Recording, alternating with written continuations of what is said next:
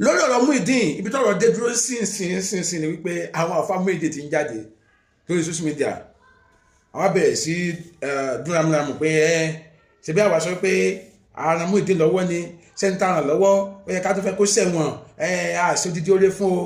orí ẹ̀kẹ́dẹ̀ la ṣe fún wọ́n yẹ pé a nífẹ̀ẹ́ tí bá wà sọ pé àwa gba Jésù gbọ́ ni tí bá pé àwa ní kírísítẹ́nì ṣe kí kírísítẹ́nì fẹ́ràn yín àwọn èèyàn lẹ́wọ̀n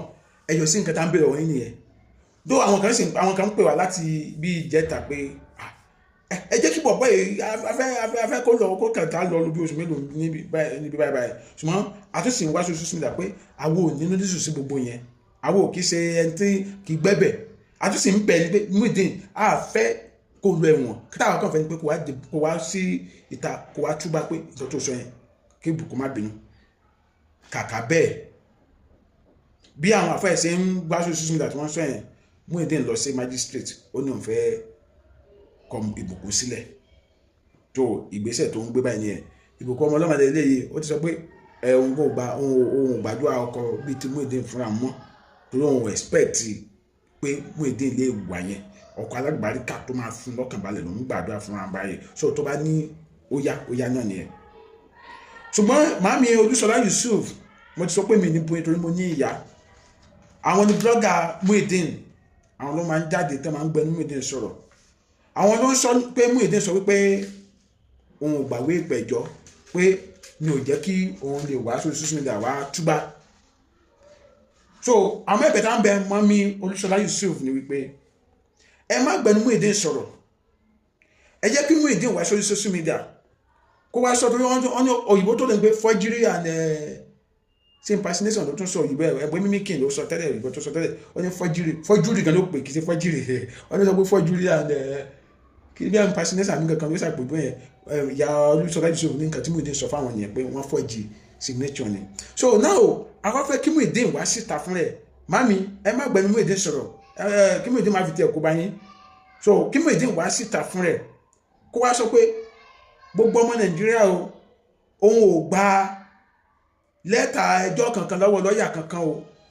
wọ́n forge signature ni kó kàn sọ pé lọ́ọ̀yà yẹn forge signature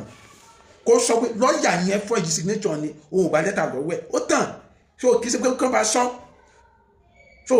bá sọ torí tán pẹ́ sí bí máa ó ṣe jẹ́ pé ìyàwó Olúṣọlá Yusuf ló ń bá sọ yìí ó lè dára kí Muyideen sọ pé òun ò sọ bẹ́ẹ̀ sẹ́nu ilẹ̀ ti gbọ́ ẹni tó sọ yẹn gan ò mọ́ rí ó lè sọ bẹ́ẹ̀ kódà ó lè padà tún rí ọ̀rọ̀ yẹn lé yà lórí so reason yẹn ọ lè sọ pé ń bolo ń dó sí tóun ti sọ pé òun sọ ó so that's why pé ẹntàn ìbá mú èèyàn máa ń yẹn ni àwa ẹgbẹ́ ìgbà tí ọ̀rọ̀ ti ìbùkún ṣẹlẹ̀ ìyára jẹ́bu wá sí orí platform wọn dẹ̀ pé ìbùkún gbogbo ọmọ Nàìjíríà gbọ́ kì í ṣe pé ìyára yé sọ pé ìbùkún sọ báyìí nígbà tọ́rọ̀ bàbá ológun dúdú ṣẹlẹ̀ ìyára yé ó pé bàbá ológun dúdú live on her program táwọn ẹ̀dẹ̀ ń gbọ́ ni kì í ṣe pé àwọn máa sọ pé ológun dúdú sọ báyìí ìbákan kan no so ẹ̀bẹ̀ tá à ń bẹ ìyàwó Olúṣọlá Yusuf nìyẹn mà so torí ẹ̀yin sábà sọ pé Muyideen sọ báyìí ẹ ti tẹ̀ náà ẹ pè live ká a fẹ́ gbọ́ nǹkan tó sọ yẹn bí ẹ̀yin ẹ fi kún bí ẹ yọ kúrò mi we don't know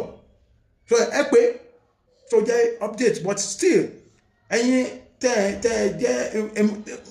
tẹ̀wé gbé kan ṣé Muyideen tẹ̀ ní family ni àwọn family ò tiẹ̀ gbé gbèsè kan lórí kí bọ̀bẹ́ náà máa ṣẹ̀wọ̀n ó ga so ẹ̀yin tí ẹ ṣàjẹ́ tiwa tẹ́ jẹ́ Christian gidi tàbí tẹ́ jẹ́ mùsùlùmí gidi kì í ṣe pé inú wa dùn pé kí Muyideen ṣẹ̀wọ̀n onúfà tí ẹ̀ ti fi gbọ́ nǹkan kan kì í ṣe pé inú wa dùn pé torí pé ẹ̀wọ̀n yẹn làwọn wà after no àwọn nǹkan táwọn wà after ni pé orúkọ ìbùkún tó bàjẹ́ kó tún ṣe ó tán tó bó ṣe jẹ́ ni Adémadé lórúkọ mi láti share program ẹ̀ má jẹ́ wà láti subscribe sí YouTube channel mi Adémadé TV èrè ọjà.